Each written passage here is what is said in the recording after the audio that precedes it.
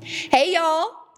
You know, I could stand up here at the Bankers Club in Mexico City and talk to you about how people and their families, countless of families, have come up to me and say, Hannah, you don't even know me, but I follow you on your podcast show, on YouTube, and I see you speaking all around the country, but you have completely changed mine and my family's financial life.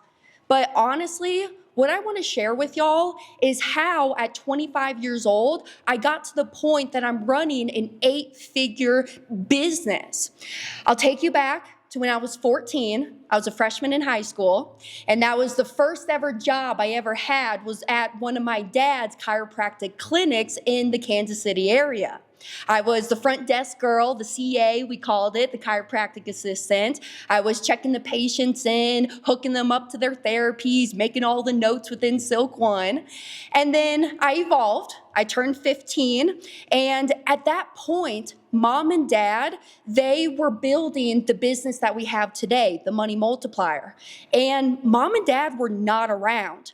I grew up with nannies and my grandparents coming and staying with us. Back then, I thought it was so cool. I had a nanny back at the time. Her name was Charity. I would come home from school and she'd ask me, hey, are you hungry? Let me cook you something.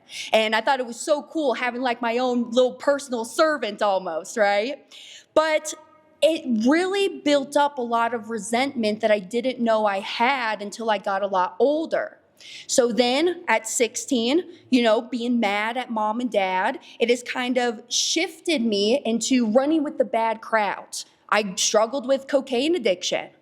From then at 17, I actually moved out because mom, dad, and we did not get along very well. We just operated better when we were in different locations, kind of separated from one another. Obviously, I wasn't 18 years old yet, so mom and dad was helping to support me until I got to 18. And when I did turn 18 years old, dad says, hey, it is no longer my responsibility to keep you alive anymore. At that time, I actually lost my job at the chiropractic clinic. I got fired because of my cocaine addiction. I was in tears. That night, I went home and I was applying all of these applications online I found an application for Cracker Barrel. And that next Wednesday, I went in, I did my interview, and I got hired that next day.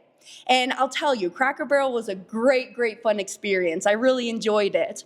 But it really opened my eyes to, hey, I don't want to be doing this the rest of my life. I see these career waitresses talking down to all of the younger servers that were there. Actually, I used to call them the wolf pack. So that's when I kind of came to dad and I said, you know what? I don't know really what I want to do. Back then, when I was working at Cracker Barrel, I was actually going to community college. I thought I wanted to pursue being a CPA, and I was sitting there in class. I love teaching. I love understanding how money actually works, but it just wasn't my passion. So I had the opportunity to travel to Savannah, Georgia, and tour the SCAD school out there, Savannah College of Art and Design. And back then, that's when it really clicked with me because my 529 plan wasn't going to fund for that out-of-state college tuition. I was going to have to go and take out a boatload of student loans. So at that point, it clicked where I was like, okay, if I'm going to go spend these 4 years going to college, racking up all of this student loan debt, and then once I leave, go find myself like a 45, 50 a year job being a fashion designer, because that's really what I wanted to do. That's my passion. I felt like I was working backwards. So that's when I came to my father and I said, Dad, I had my tail between my legs, and I'm like, I don't really got this life thing figured out. And so that's when he really gave me the direction, and he says, well, hey, I need help in my business, and if you're not going to help me, I'll go find someone else to help me. And I said, okay, Dad, well, what do you want me to do? And at that point, that's when I started off on our application team, really learning this business from the ground up.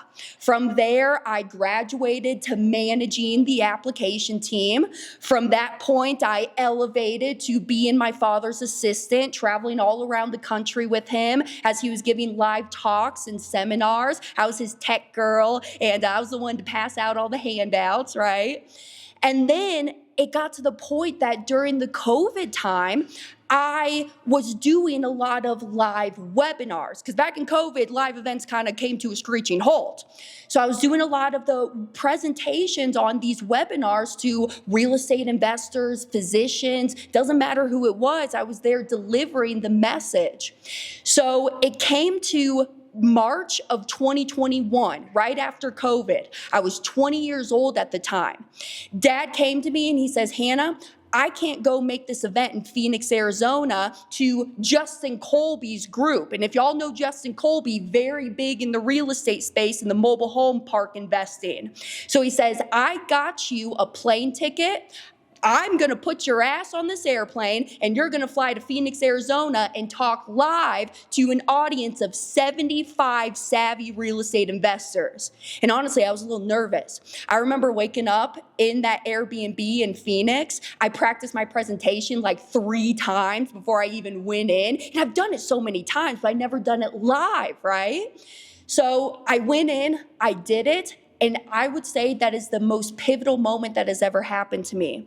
Now I've really found my confidence, my direction, my drive of where I really wanted to go. Since then, I've been traveling around. I speak at anywhere from 50 to 70 live events a year to doing over 100 podcasts within a year.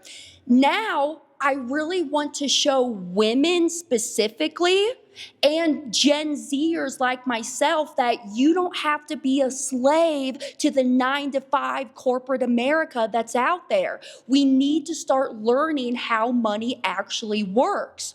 So now what I do, I started my own bank when I was 18. I got into the real estate investing when I was 20. And by just really following a Zig Ziglar quote, if you help enough people get what they want, you in return will get what you want.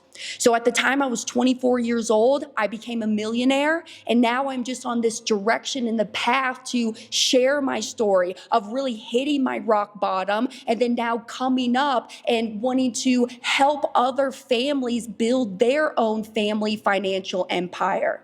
So I want to leave you with this. If it doesn't bring you peace, profits, or purpose, you shouldn't be giving it your time, your energy, nor your attention. My mama used to always say, I was walking out the door going to school, she would say, Hannah, the choices you make today are the choices that are going to affect your future. My name's Hannah Kesler, owner of The Money Multiplier, and it's such a privilege to be here today just to share my story. Thank you.